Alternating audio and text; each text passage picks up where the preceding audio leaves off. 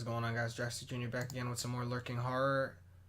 Last time we got the crowbar and the gloves, and now we're back on the forklift, and we're gonna see where our adventure takes hold now and goes on. I appreciate all the feedback. It's awesome. I love the support, guys. I really, really appreciate it. I'm sorry that I've been not as frequent each week. I've been kind of busy and such, and I don't really know what I'm gonna do with the scheduling. I'll make an update video by the end of the week. By the end of the week, I'll have something for you. And also, there is gonna be a stream on Saturday. Every other Saturday, I'm gonna be streaming. So, hope to see you guys there. Yeah. So, without further ado, let's continue our adventure. Okay, so we're on the forklift. Let's go.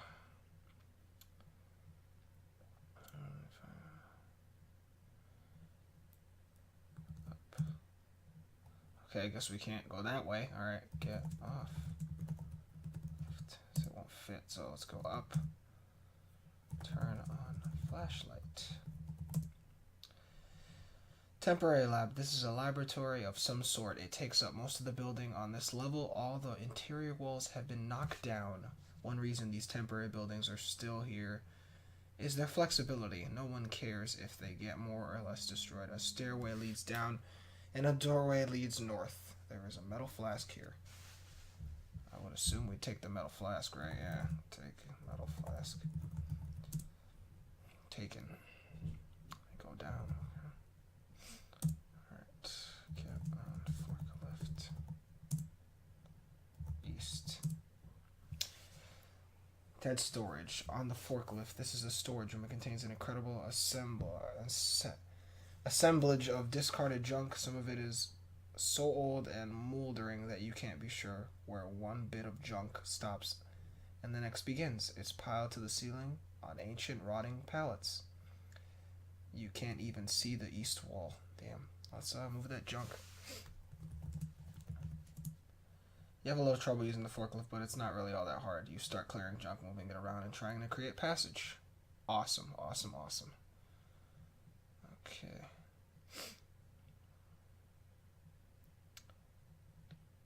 Let's move more. Continue moving down, becoming more proficient with the forklift. Let's move more. Okay. Let's get off and look around. I'm scared. Get off forklift, my friend. Okay, let's go east. There is still no path all the way through the junk, but you can now tell that there's a room to the east. Alright, so let's get on forklift. Clear that junk some more.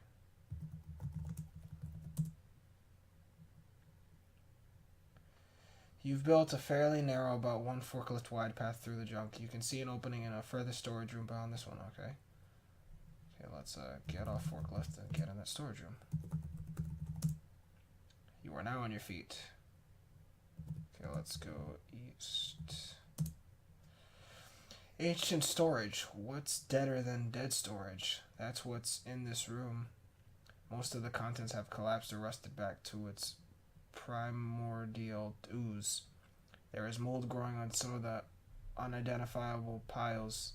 Stagnant puddles of water pollute the floor. You cannot believe how old some of these foundations are said to be.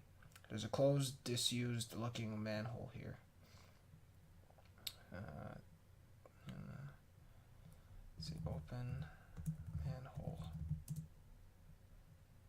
Where was him? Okay.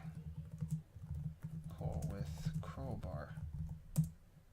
You'll lever the manhole cover aside, and crusted dirt falls in a dark, partially obstructed hole below.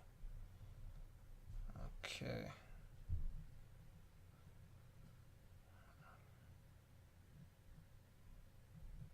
Down.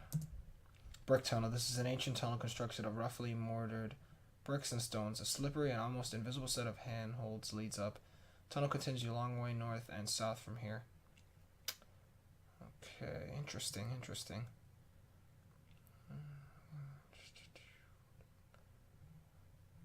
Okay, let's go north. Oops. Renovated cave. You are in a huge cave-like construction. A path leads down to the floor, partially covered with a rough concrete. The walls and ceiling are high and reinforced with beams of wood, iron, and steel. In the center of the floor, you can see a large flat slab of granite. The only exit is behind you to the south.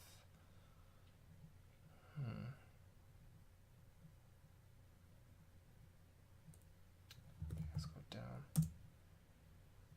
Before the altar, you are at the bottom of the cave. The huge slab of granite in the center is a sort of altar. It is carved with strange and disturbing symbols, the largest of which looks very familiar. Some of the symbols are obscured by rusty red stains. Nearby is an iron plate set in the concrete of the floor. Lying to one side of the altar stone is a sharp, thin, bladed knife. So we should totally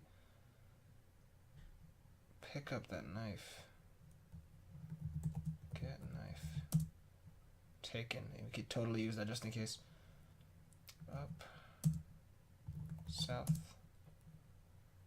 Up. Ancient storage in the corner. Manhole cover. Okay, let's go west. Touch storage. There's a forklift here. West. West. We're heading back. House nearby is an urchin. He is the youngest teenager wearing a ski hat, running shoes, and a bulky, suspiciously bumpy, threadbare parka. He's jumpy and looks suspicious at you. Urchin looks around nervously, obviously thinking of flight, but decides against it. Let's turn off the flashlight. Oh, hold on. Crap. Turn flashlight off. Okay. Flashlight clicks off. Okay, cool. Okay. Let's go west. West. To my left. Stairway leads up from down here. Corridor continues east. Okay. Let's go up. Lobby. Engineer been this dude. Okay. South. Infinite Corridor. The so-called Infinite Corridor runs from east to west and in the main campus building. This is the west end. Side corridors lead north and south, and set of doors lead west into the howling blizzard. There's a plastic container here. There's a largish machine being operated down the hall to the east. Alrighty then, let's see where we're gonna head next. Corridor and plastic container. Right, let's take the plastic container.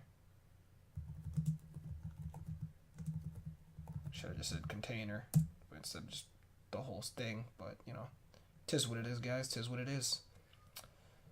Floor. Okay, let's go. Okay, let's go east. Infinite corridor. So east to west in the main campus building. The corridor.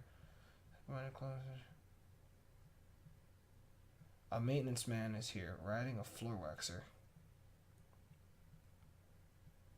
Okay, let's wait. Wait. Floor waxer waxes away to the east. Follow floor waxer. That'll be a waste of time. What do you mean, dude? Let's follow him anyways. So kind of a maintenance man is here riding a floor waxer. There is this wall socket on the wall. A heavy-duty power cord is plugged into the cord. The cord leads to the large floor waxer.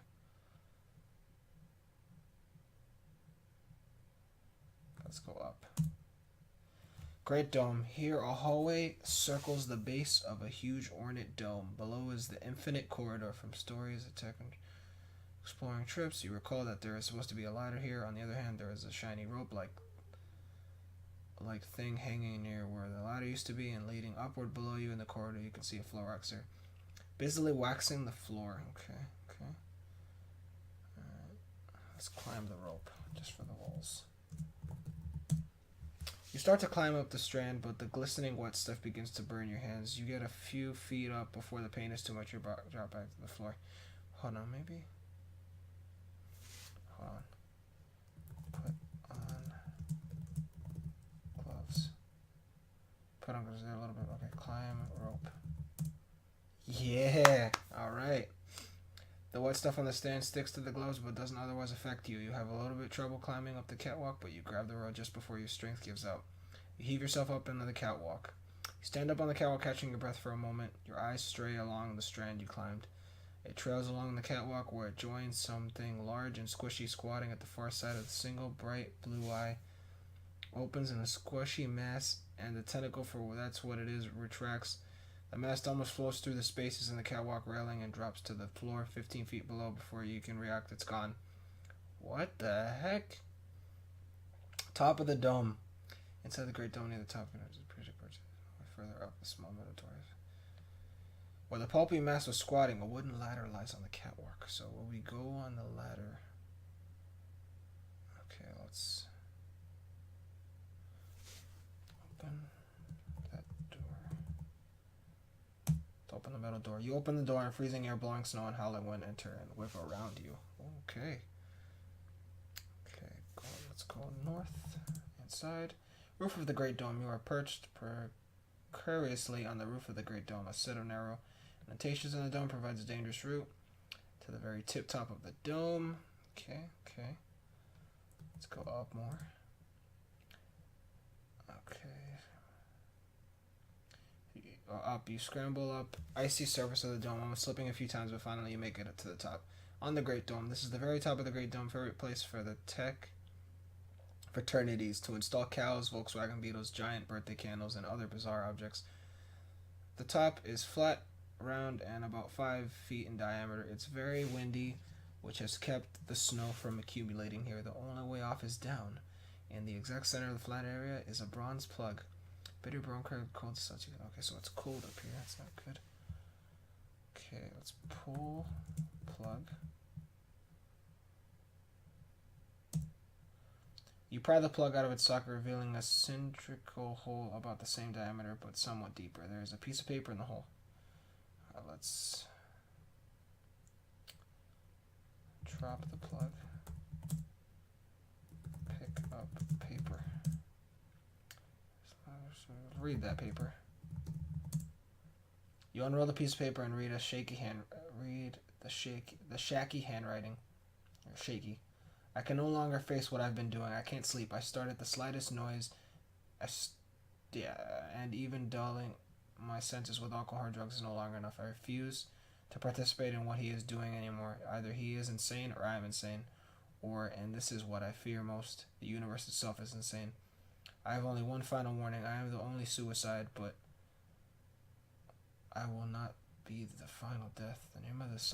The name sign to it is oddly familiar. You can feel the cold warming its way through your layers of clothing and biting into your flesh. Okay, I should head down. Let's go down, yeah. Top dome, squat, weather puppy mask, okay.